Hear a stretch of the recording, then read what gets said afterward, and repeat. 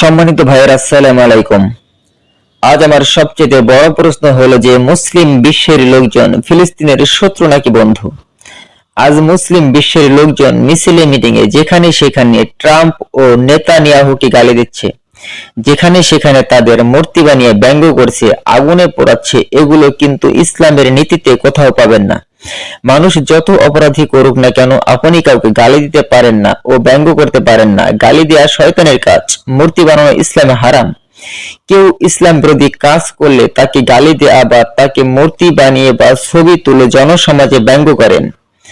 কাফেররা যত অপরাধ করুক না কেন, বিশ্বনবী ও তার সাহাবারা কাউকে কখনো গালি দেন নাই ও তাদের মূর্তি বানিয়ে বা ছবি দিয়ে কখনো ব্যঙ্গ করেন নাই।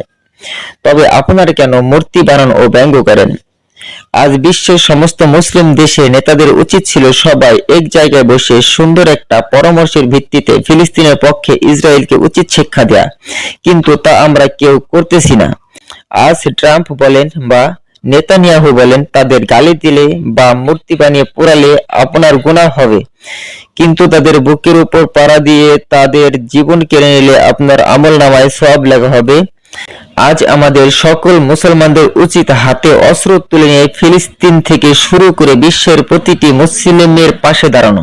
আজ পৃথিবীর সকল দেশের সেনাবাহিনীর সেনাপ্রধানের উচিত এক জায়গায় বসে পরামর্শের ভিত্তিতে ফিলিস্তিনের পক্ষে ইসরায়েলে আক্রমণ করা। আর সারা পৃথিবীতে মুসলমানরা থাকবে একদল বাতিলের হাত থেকে পৃথিবীর বুকে ইসলাম প্রতিষ্ঠিত করার জন্য।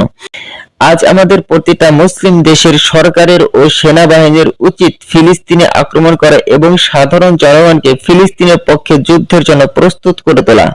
আর যদি মুসলিম দেশের সরকার ও সেনাপ্রধান এরকম ভূমিকা না নেন, তাহলে তারা মরার পরে আল্লাহর কাছে কঠিন জবাব দিতে হবে। আজকের মতো এখানেই শেষ করছি। ভুল হলে ক্ষমার দৃষ্টিতে দেখবেন। খোদা হাফেজ।